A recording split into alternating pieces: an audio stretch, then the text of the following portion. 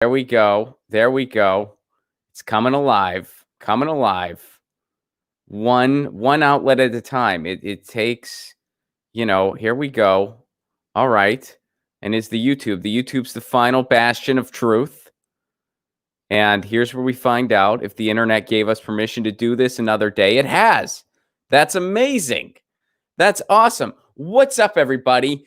Good afternoon, good evening, good morning, whatever's going on where you're at. I hope it's good. I hope all your dreams have come true.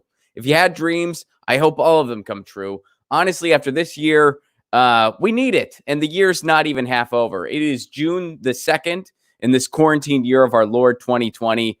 What a time. First of all, a couple quick things.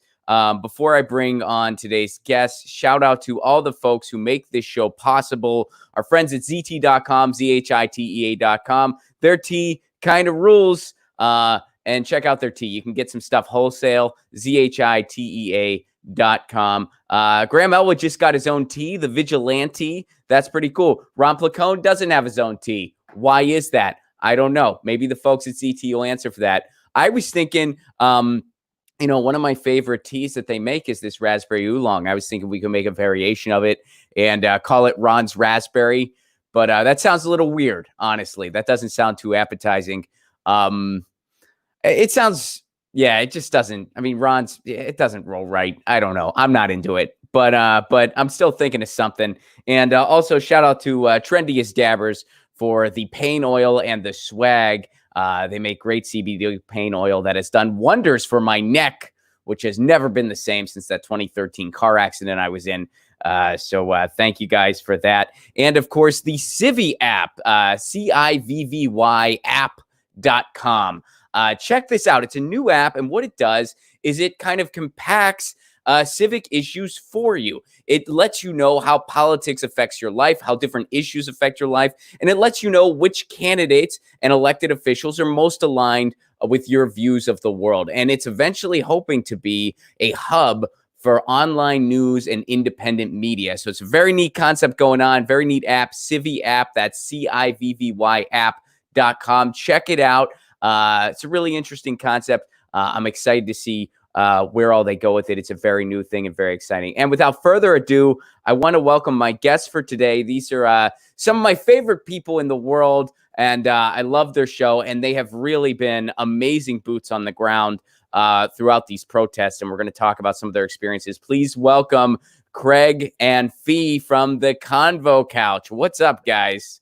Hey, what's up? Just having some couch chamomile. Oh, beautiful. Love it. Love it.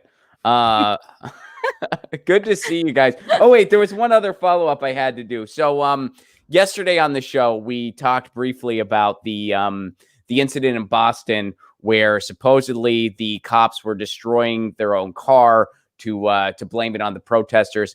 So apparently there was a little more to it than that. They were likely trying to clear off some glass so they could drive their car. It had been broken prior, the windshield, and they were likely trying to clear off glass so that they could drive their car. That's been reported by the person who posted that video. Now, this doesn't change a whole lot because if you watch the 30-minute video, which I watched some of it, they ended up just tear gassing people for no reason whatsoever.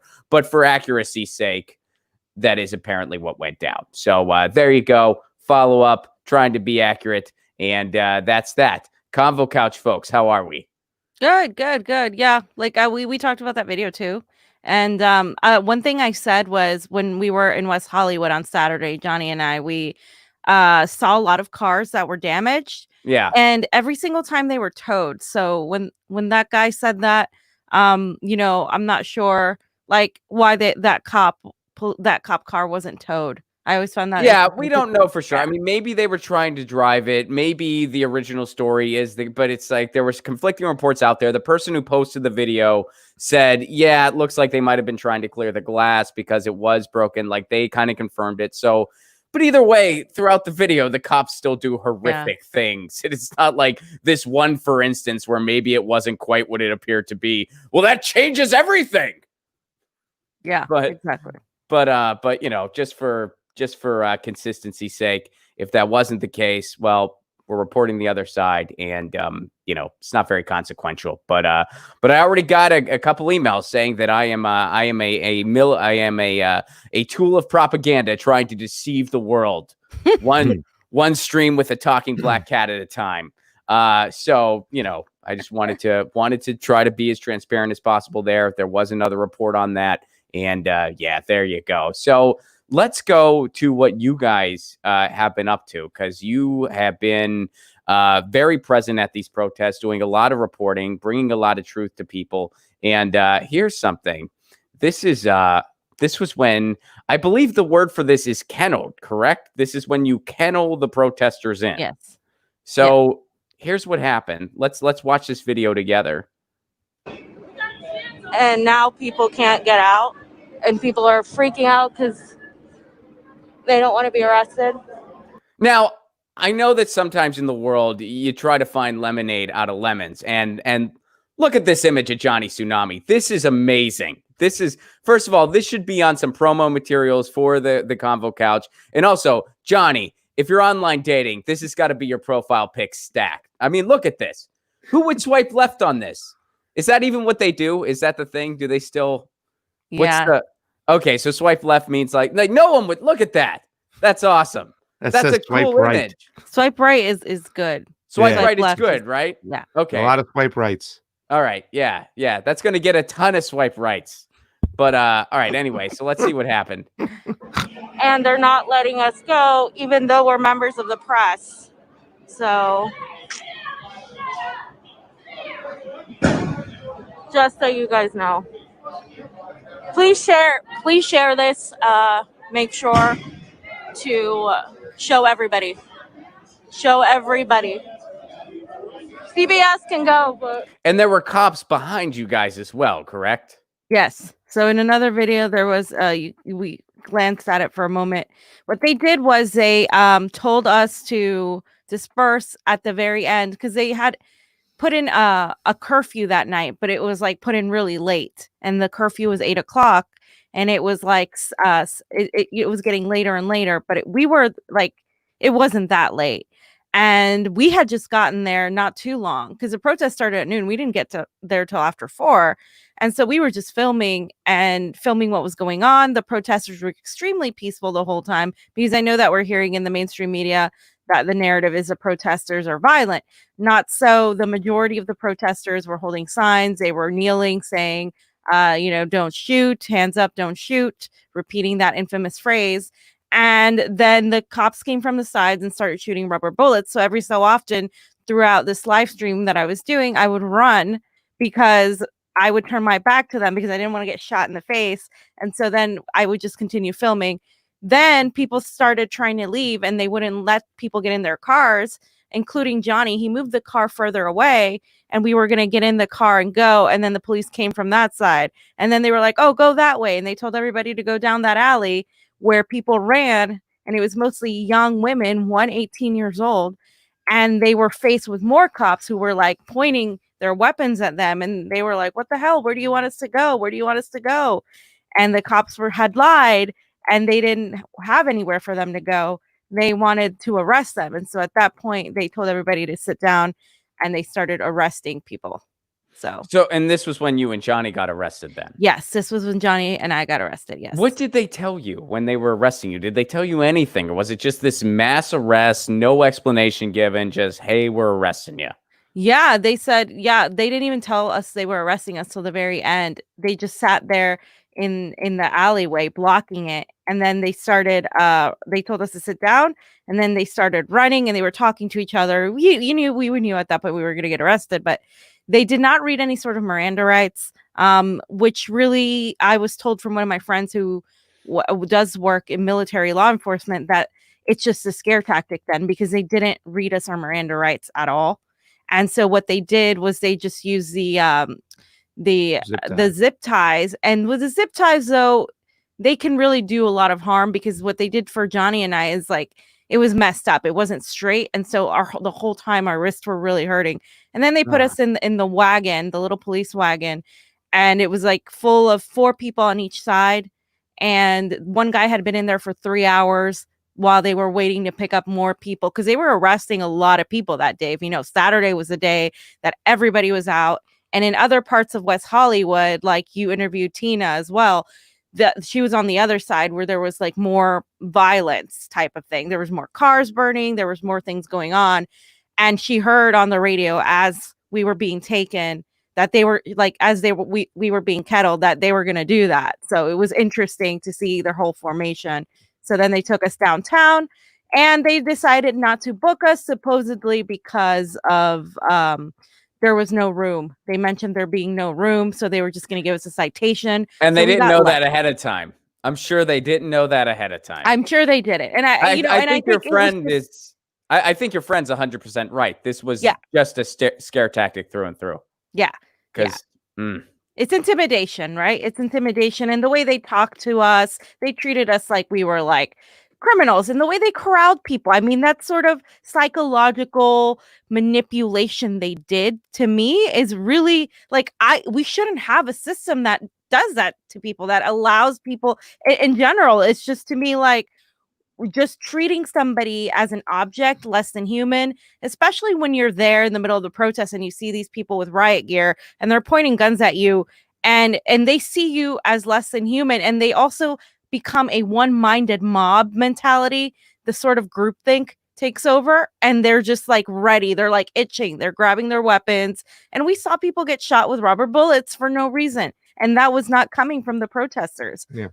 Well, it's, I was there earlier than most. I went at the very beginning, and, I don't know, I posted this on Instagram and Twitter. You might have seen it, but one of the things that we all noticed when we were walking by was there was, and I think it was actually a CBS parking lot, but there was this fenced off area, and there were cops in that parking lot, and they were having their meeting.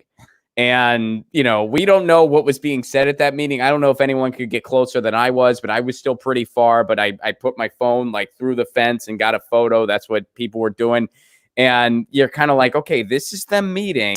They're getting ready for something. And I'm sure they're not saying we're going to respect everybody's right to peacefully assemble, or, we're going to respect people's freedom of speech. And then my experience with it was, again, I have the same story everybody else has. I don't know one story that's different from everyone there. So either we were all slipped the best hallucinogens ever and had a completely different experience, or cops incited violence, because it was completely 1000% peaceful. Then the cops showed up, and all of a sudden you see smoke. That was how it was for me. All of a sudden I saw smoke, and that was when the first car was burning on Saturday. Yeah. I think everybody's twisting the narrative in the mainstream media too, as well. I mean, of this group, I guess I can be considered more of the libertarian-minded person, you know what I'm saying? And I went to these protests with an open mind, and what I experienced the other day was, I believe in the message of Black Lives Matter. I've never always believed in the organization because I thought they could be a little divisive at time. But let me tell you something. Their organizers were on point, and they were keeping everybody peaceful. It wasn't them.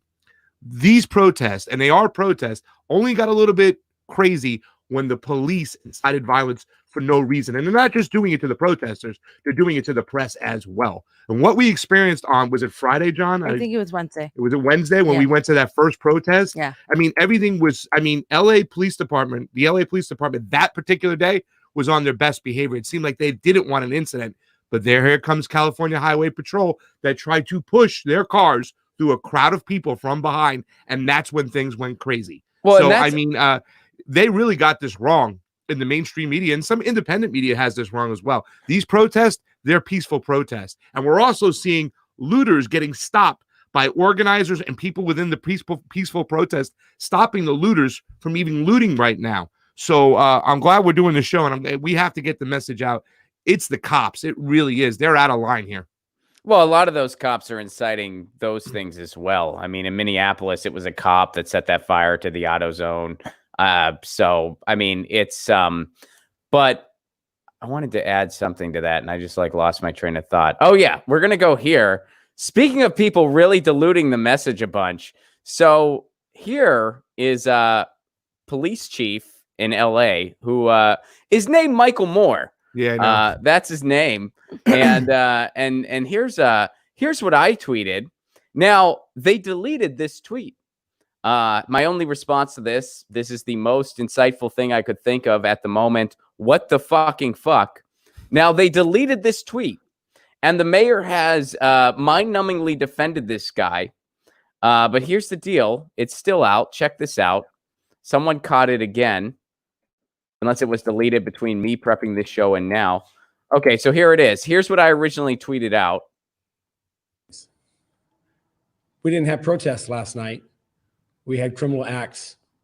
We didn't have people mourning the death of this man, George Floyd. We had people capitalizing. His death is on their hands as much as it is those officers. And that is a strong statement. But I must say that this civil unrest that we're in the midst of, we must turn a corner from people who are involved in violence, people who are involved in preying upon others. Moment of silence for how beyond stupid that was. I know. I mean, that is, and then the mayor's defending this guy, by the way. Mayor Garcetti is defending this dude, saying, oh, like he didn't, he wasn't thinking of his words. Of course, it's just the officers that are responsible. He doubled down on it.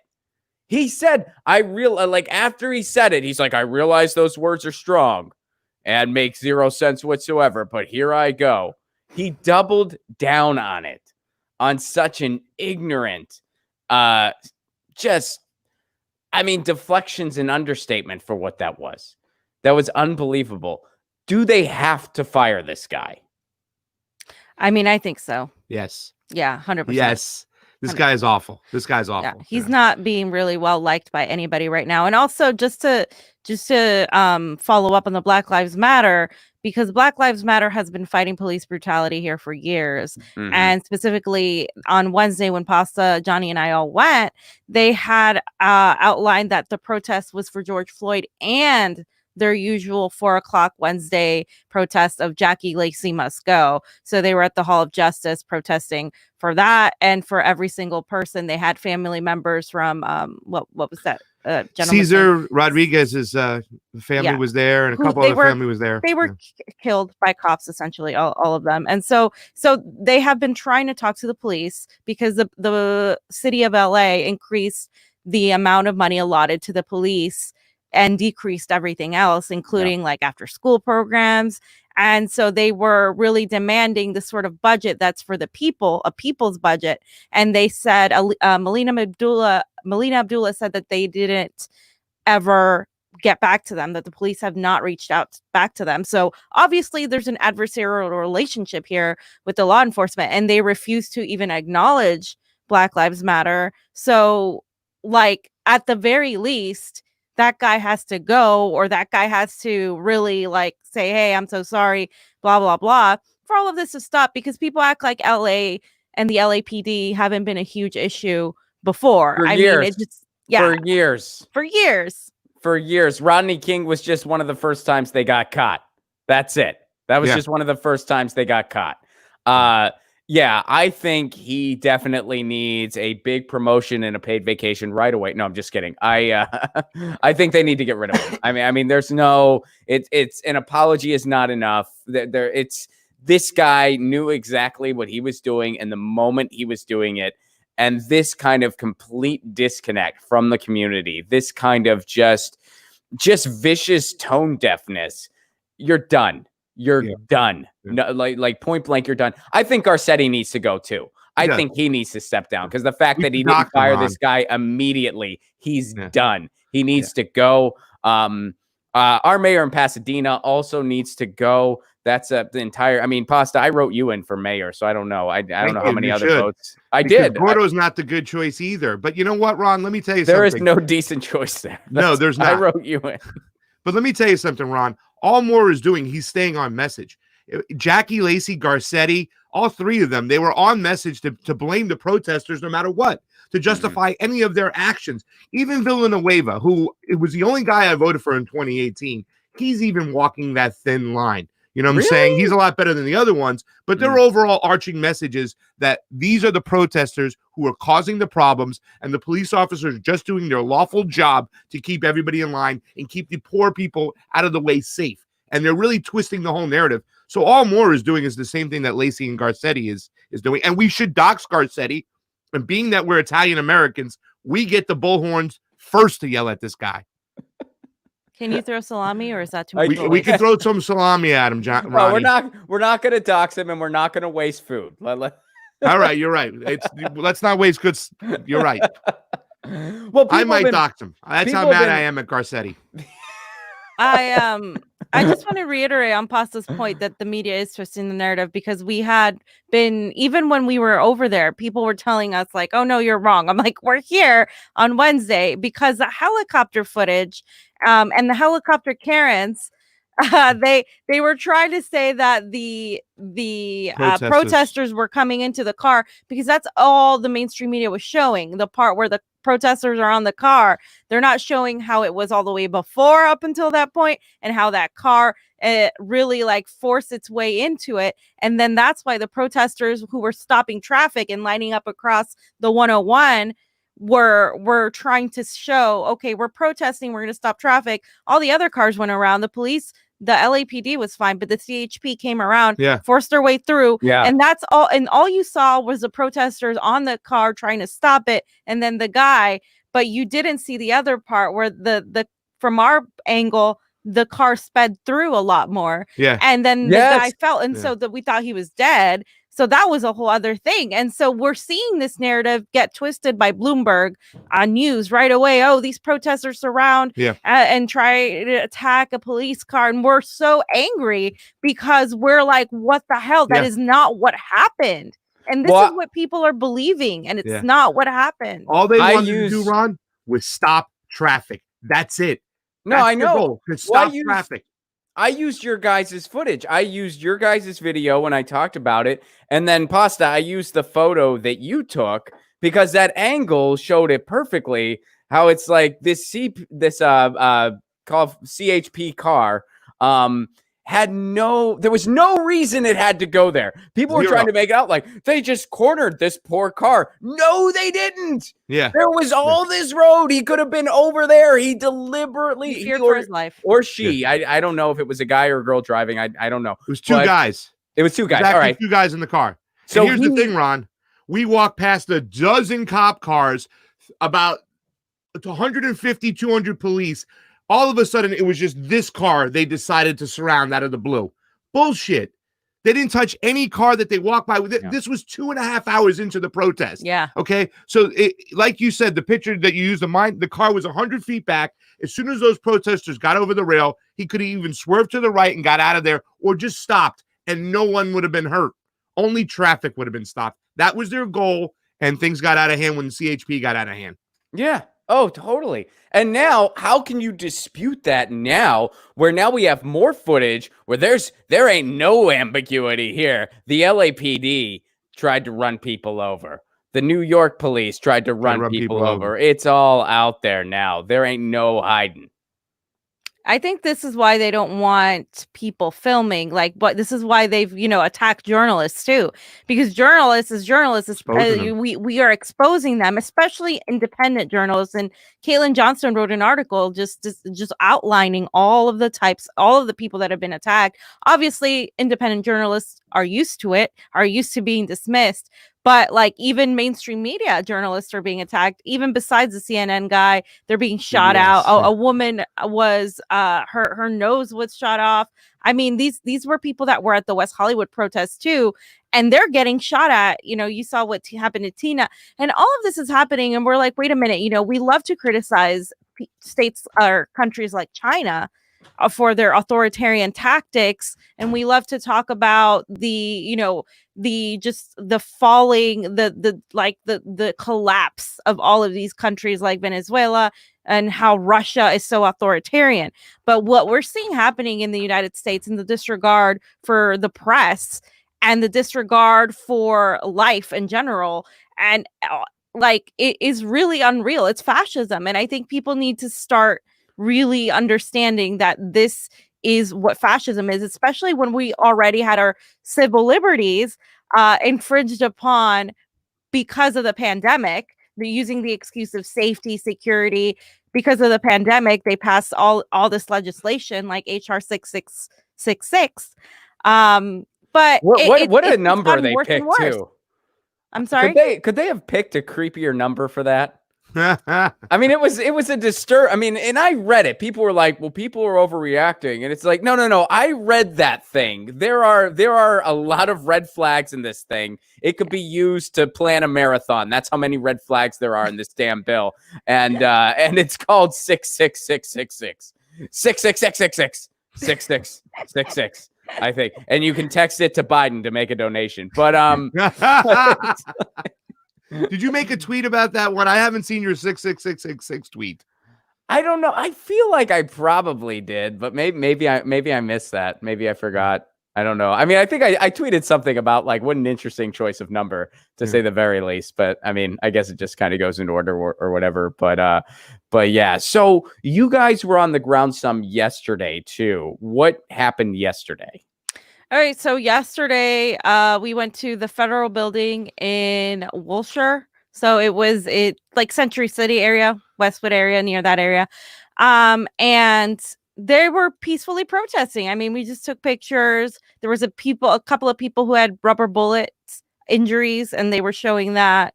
But they were just peacefully protesting. The majority of the people protesting were really young, like teenagers to people in their maybe like early 30s. Like it wasn't, they weren't. Doesn't that make you feel amazing though? Yeah, I mean, I have so much. I mean, whenever I feel really down about the state of affairs, which is, I mean, all the time. I mean, it's a very brutal time right now. We are living under martial law and there's a pandemic. That's like a double whammy of holy shitsville.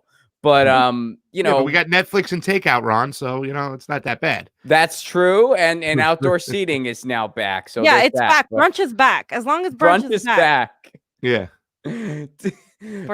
But when I see Gen Z, I really feel, I'm like, yes, yeah, you guys. Oh, I can't wait till y'all are in charge. I really can't. In fact, millennials, we'll just hand it off. You guys go ahead.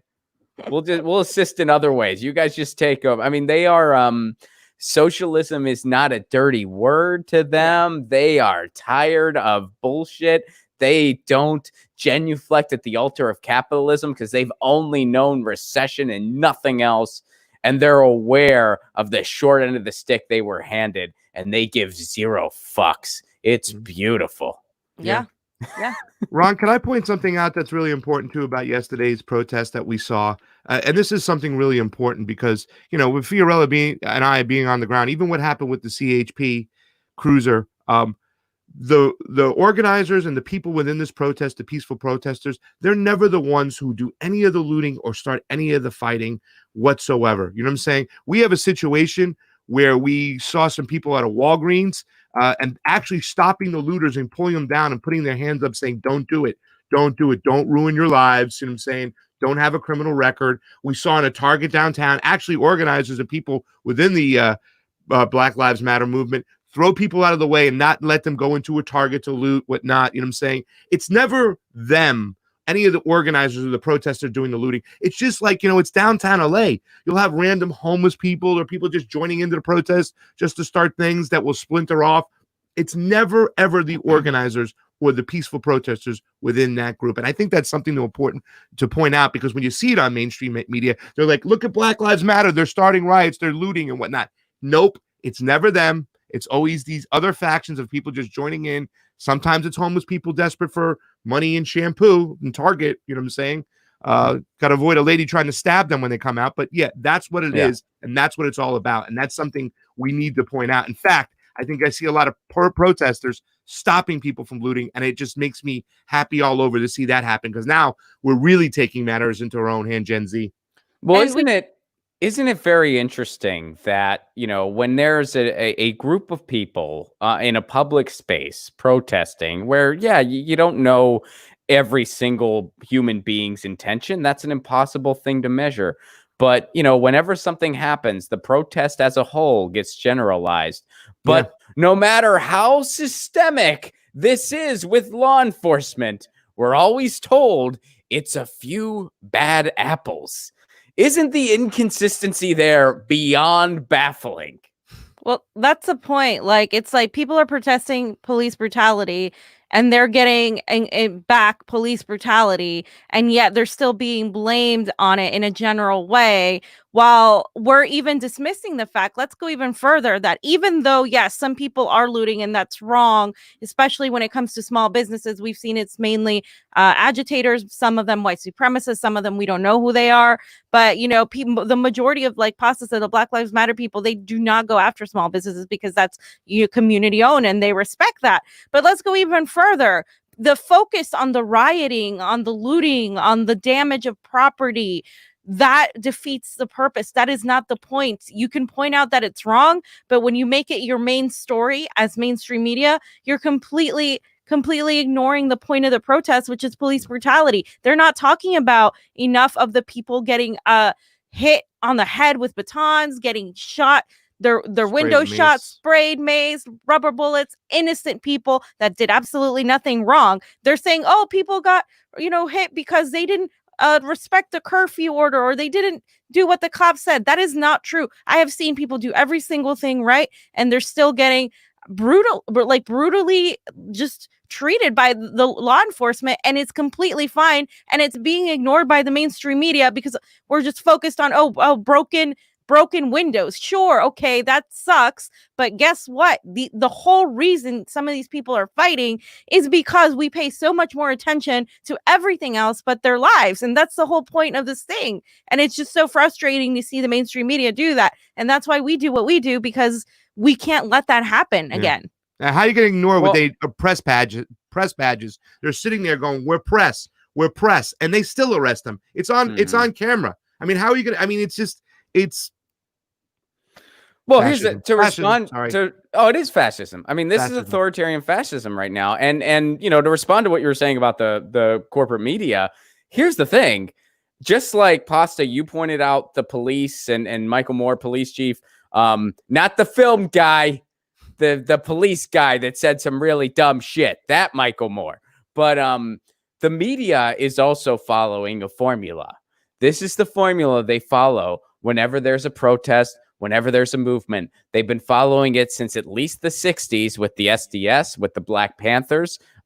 They followed it during Occupy. They followed it during DAPL. They followed it during Black Lives Matter, the first time to present. It's the formula they always follow. First, we trivialize it. Yeah, trivialize it, marginalize it, antagonize it. That's what they do. Why? Because they love the status quo. That's who they serve. They serve the powerful. And nothing is a bigger threat to the status quo than a real organized social movement. So they got to stamp those out as quickly as they can. And it's effective. It's still effective. They have successfully reported straight up. They've made up a conspiracy. They want people to believe that all of the violence can be traced back to some random caravan of anarchists who are going from city to city. And they're saying, time for us to anarchy. And that's what they're telling people, that it's this organized group. It's absolutely ridiculous. Does that mean that there aren't some bad actors in an entire huge collective of people? Well, of course you can't say that. But this whole idea that the cops aren't inciting any of these violence and it's these unnamed caravan of anarchists, it's absolutely insane. It's a moving conspiracy. It's as insane as blaming Russia for sowing this discontent, which the New York Times has already done. Yeah.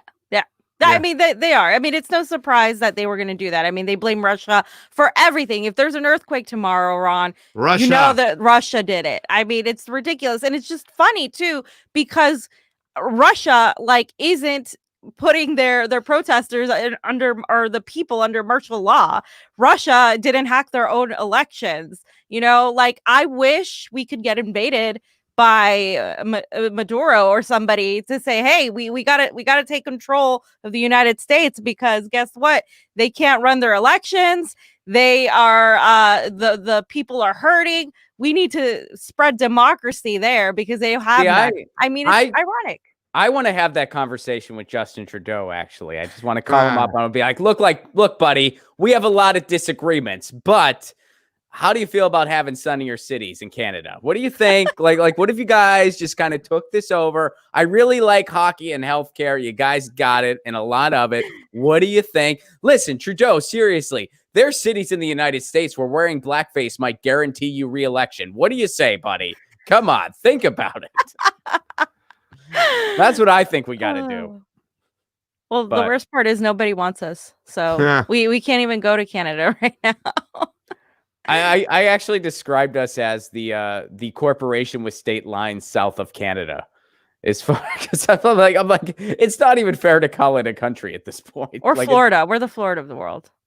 We're the Florida of the world.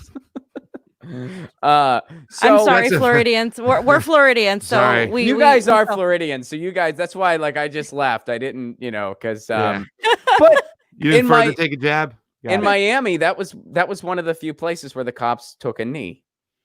Which really? It was Miami was one of those places. Yeah, Miami was one of those places. Yeah.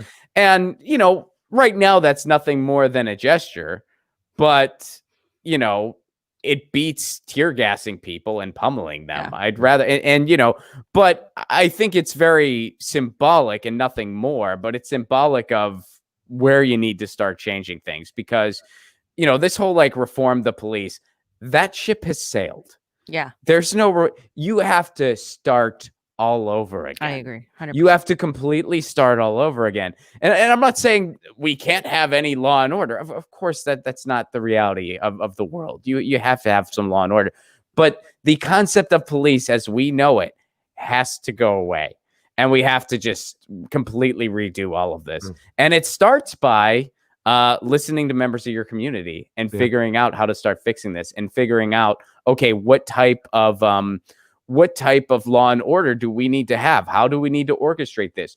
Why can't we have more peace officers who are unarmed and are just kind of overseeing the day-to-day stuff? So if someone has a counterfeit $20 bill, they're not knelt on until they're dead. If someone's selling loosies, they're not strangled to death.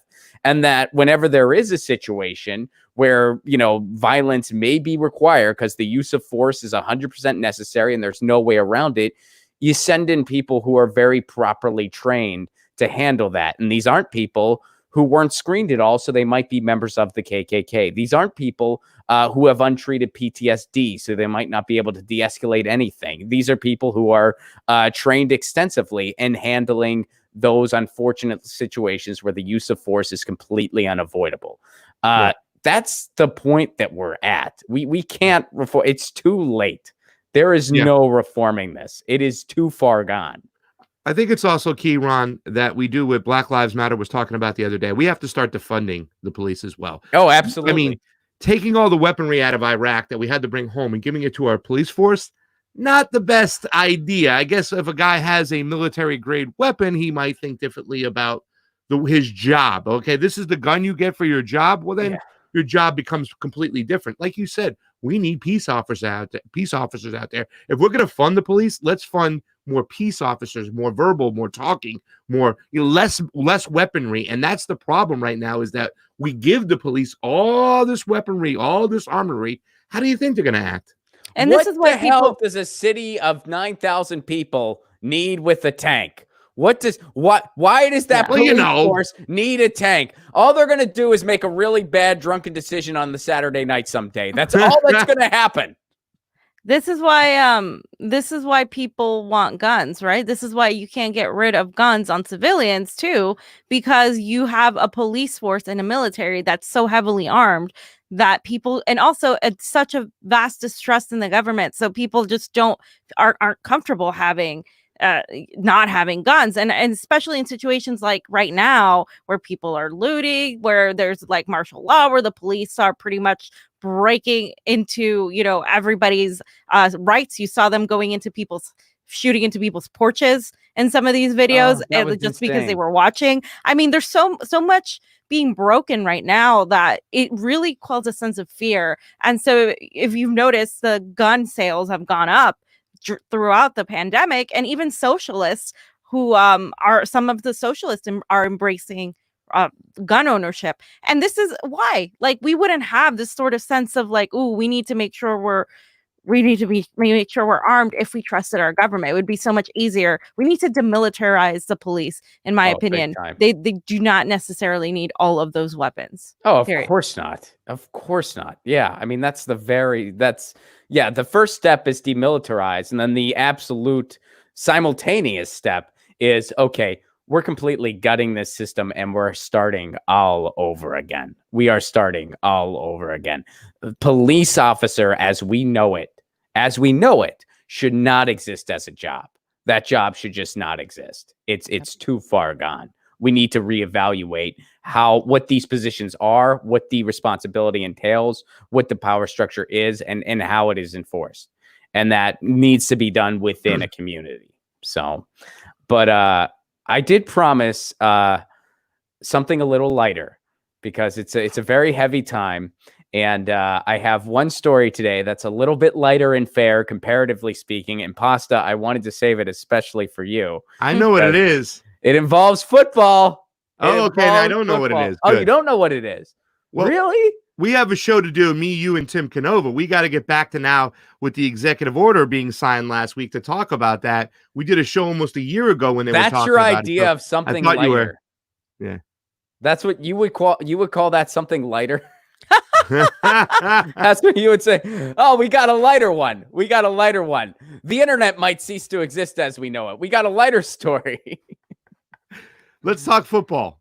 All right, we'll go to football. So here's what happened. I went to tweet this, Pasta, and Fee too. But this is Pasta's going to enjoy this more. Fee, I'm sorry. I know he's a big football guy, but but all right. So the NFL put out a statement, right? They put out a statement. And the NFL family is greatly saddened by the tragic events across our country. Protest reactions to the incidents reflect the pain, anger, and frustration. So the NFL put out a statement. I responded to it. And because, a tale of two quarterbacks. Here's what I said. Colin Kaepernick, which I was able to tweet at Colin Kaepernick, takes a knee for racial justice, constantly gives to organizations fighting for these causes. Ben Roethlisberger, who I was not able to tweet at, 2 rape accusations, may be the highest celebrity donor to Blue Lives Matter. One of them was banned from the NFL, and we all know which one that was. So here's what's interesting. I wasn't able to tweet at Ben Roethlisberger, and I wasn't quite sure why. Here's what I found out. You ready for this, Pasta? Check this out. Boom! I am blocked by Ben Roethlisberger. You got blocked by Big Ben? Yes. But here, I kind of like this thread. So here's what I said. I don't really follow the NFL much anymore, but I grew up in Pittsburgh, so my team's always been the Steelers. Not anymore. I guess I like the Chargers now because Justin Jackson plays for them. And Justin Jackson responded. Boom. He gave you the fist. He's great. Yeah, he is great. I love that guy's Twitter. Yeah. It's awesome. Ron, in some other news, your boy Joe Flacco signed with the Jets to back up is he Sam Darnold. He's still playing? Joe Flacco? Well, if we have a season, he will be the backup for the New York Jets this year. I just thought you should know that. I was waiting for you to get tweet at me, and you didn't, so it must have snuck by you. I don't follow it is it kind of crazy. Anymore, man. We've talked about this before, with Antonio Brown. He got a little weed on him, whatnot. The Steelers just cut him loose. But Big Ben and his actions, the fact they allowed him to stay on that team, and it's no, it's statutory rape. I think he slept with a couple 16-year-old girls, if not consensual. Ben was his nickname, right? I think I named a fantasy team that year. So it is quite disgusting what's going on. Yeah. He's just like, oh my God. Consensual Ben, right? She consented. She's 16, bro. God. I don't remember. I know that it was a bathroom in some college town in Georgia, and she was drunk, and it's consented. It's ridiculous. I mean, it's beyond ridiculous. And but I got blocked by him. And Antonio Brown had a lot of issues. I know that, like Antonio Brown, because he also got kicked off the Patriots, didn't he? Wait a second. It wasn't. You're thinking Santonio Holmes. Santonio Holmes. Santonio Holmes. Santonio Holmes. Santonio Holmes had a Yeah. weed issue. Yes, he had nothing wrong. He just got caught with a little pot, and the Steelers got rid of him. He was not ever a problem on or off the field. He was an excellent receiver. Helped us win a Super Bowl that year. MVP. Because he made that amazing catch with the toe. And yeah, which I guess given the rules now, that may not have been a catch now. When he went to the ground, they could have said it was jostled. Yeah, see, this is why I don't follow the NFL anymore. This is why, like, I kind of stopped. I stopped enjoying it even before all of this ridiculousness, because they have managed to gut the game, which is a beautiful game. I love the game of American football, but I hate what the NFL has done to it. They have ruined that game completely, and like, it's just so. When it got to the point where they were like, "We don't know what a catch is," I'm like, "Okay, I'm finding another thing to do on Sundays now. We are done." And I'm like, I'm getting my hockey membership, huh? The Steelers have a history of kind of trying, just being a bunch of fugazis. They did the same thing to Le'Veon Bell. They didn't give him a contract. The only thing he had against him was some weed. You know what I'm saying? Yeah. So here they are again, but yet they protected. They gave Ben Roethlisberger, after those rape charge, a huge contract. Yeah. So I mean, it's just that's why I don't like the Steelers anymore, and I don't even root for them, is because of these two incidences and allowing Ben to stay there. And what, wouldn't you believe it? He blocked you, and he's a big donator to Blue Lives Matter. He's like, in every way someone can be a villain, he's a villain. Now, for full transparency's sake, someone tweeted me after I shared that. Someone tweeted me this article. Apparently, it's his agent that does all of that. That's what he claims. His like, some agent or manager runs all of his social media, and she does all. He blames it on a woman. Isn't that interesting? But apparently she does all that blocking. Maybe that's true. Maybe it isn't. I don't really care. But like, I just thought it'd be a fun story to share with you. But like, what's interesting is, if that is true, it's probably because he is such a hated figure that every tweet he put out would be ratioed if she didn't do that. Because people do not like, and reasonably so. There is no reason to like Ben Roethlisberger, and hey, I grew up on the Pittsburgh Steelers. That was my team. I celebrated when they won, but then it's like, how are you going to let this guy be your quarterback? I'd rather they get rid of him and have a couple losing seasons just so this scumbag isn't on the team anymore. Because I don't want to root for this guy.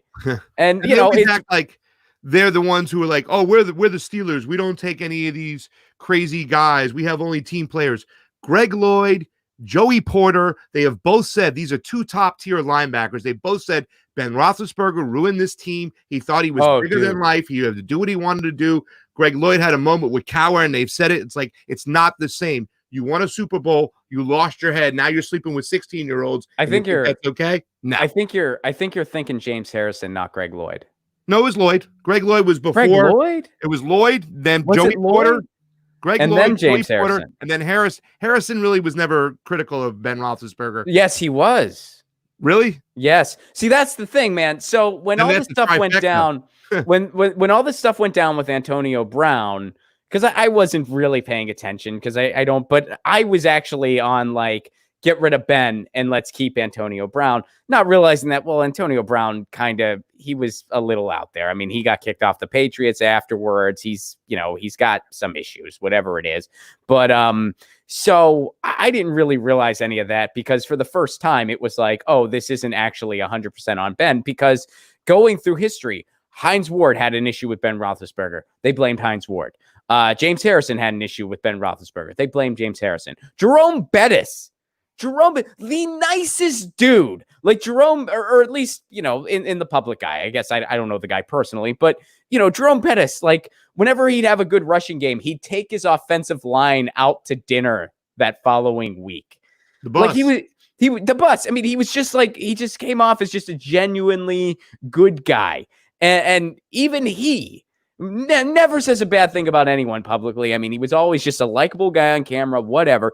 Even he said something about Ben Roethlisberger. No. And it was Jerome Bettis' fault. Terry Bradshaw said something about Ben Roethlisberger. Terry Bradshaw needs to stop. They coddled this guy who, by the way, And, you know, I used to live in Pittsburgh. Nobody who worked in the service industry had a good thing to say about that guy. Nobody. A personal friend of mine who's a musician, he was performing at a charity event that Ben Roethlisberger was at, goes up to Ben Roethlisberger, hey, I'm sorry to bother you, but, you know, thank you so much for being such a great quarterback. I'm a huge Steeler fan. It's amazing watching you play, and I'd like to just give you my CD. He dropped the CD on the ground in front of the guy on purpose. He's a jerk. Like he's a jerk. Yeah. No, I mean, and he blocked me on Twitter. Yeah, that's a badge of honor, bro. But apparently he blocks a bunch of people though. Like a bunch of other people. Like people were tweeting me like, yeah, me too. So apparently maybe that agent thing is true, and his agent just blocks everybody, because otherwise it would just be ratio tweets everywhere, because he's a villain in the NFL. And then the Steelers, the one year they were like, hey, we got this villain. We need another quarterback villain. Michael Vick, you're our second string. They got Michael Vick. Anyway, so Convo Couch, where can people go to find you? So they can find us on the Convo Couch on Twitter. You can find myself at Fiorella_IM, Pasta at Yo Pasta, and we're on YouTube. Obviously, subscribe to our channel. We're right here. We've had a lot of people on. We do a lot of on the ground work. So Ron, thank you so much for having us. Appreciate it. Of course, anytime. And guys, thank you so much for doing what you do. I mean, your work on the ground has been insanely valuable, especially now. And I've been following it even when I can't have you guys on the show all the time. I always do report your stuff, and especially all the stuff you guys did recently has been infinitely helpful, because those photos. Pasta, I didn't know you had such an eye for photography, my man. I didn't know. I was very impressed. Well, because those images were very. I'm being serious. Like, those images were very important, because that was an angle that really that told the story and casted away any doubt. And it's a shame that no corporate outlets showed that image. But yeah. Well, they went the other way, and they always seem to start from when people are surrounding the car because he's pushing through. That's the story for them. But I learned it because, you know, my two millennial or Gen Z or whatever you call you guys nowadays used to tell me I have to learn how to take better pictures and I have to learn how to use Twitter. So I put those pictures. You've done both those things. Hashtag Pasta learns Twitter. Pasta learns Twitter. That was a hashtag, and now you take really good pictures too. Well, thank you. Yeah. Bravo, buddy. Kathy Lloyd, thank you very much for the super chat contribution. Kathy Lloyd says we must not let them win. Amen to that. And Kathy, thank you very much. Nizar, thank you very much for the super chat contribution. Can we please stop saying that police officers ought to be fired? If the crime is heinous enough to fire, they ought to be arrested and charged. Ooh, I like it. I like it. Absolutely. And Tim Swanson, thank you very much for the pair playing tennis and saying thank you for being you. You know that I really love those tennis playing pairs. And Kate had another super chat where she said, man, it does this. YouTube does this thing to me where they take my super chats away from the from the thing. Go into the back part of it where they're just listed and they're always there. Johnny goes in there so we don't lose them. Yeah, see, I do it where it's like it shows the viewer activity and you can read them all. But then what it does is it cuts them off in the main chat. So if it cuts off one at the bottom, you just can't see it. But Kate, I got them all today. And Kate says, 3 of my favorite Italian media. What do I got to do to get a cooking show? Pasta does some cooking segments over the Convo Couch, don't you? Yes, I do. Every once in a while, I'll drop one. I like to put them up on our Patreon as well. So, yeah, we'll do a video very soon. It's time, you know? Yeah, hey. People need a little bit of relief here, and a good cooking show would do that. Kathy, thank you. Nizar, thank you. Tim, thank you. Kate, thank you. Thank you very much for your super chat contributions. Pasta and Fee, check them out over at the Convo Couch on Twitter, YouTube, and follow them all on Twitter at Yo Pasta. And it's it's at Fiorella, and then you have an underscore. I am. Yeah. All right. Very important, Ron. Rockfin. We are all on Rockfin. And if you want an ad-free alternative, you can check out Rockfin, rockfin.com. I am there. The Convo Couch is there. Nico House is there. Graham Elwood is there. Tina Desiree is there. We're all there. It is a creator shared cryptocurrency platform, and it's a really fun platform. I like being on Rockfin a lot. I like what they're trying to do. Rockfin.com if you are so interested. Guys, thank you so much for being part of this. Thank you, Convo Couch. Always good catching up with you guys. And I guess I'm probably going to see you later today, actually, it sounds like, because there's a protest in Pasadena. And in the meantime, you guys know the drill. Lucy says meow. I say peace.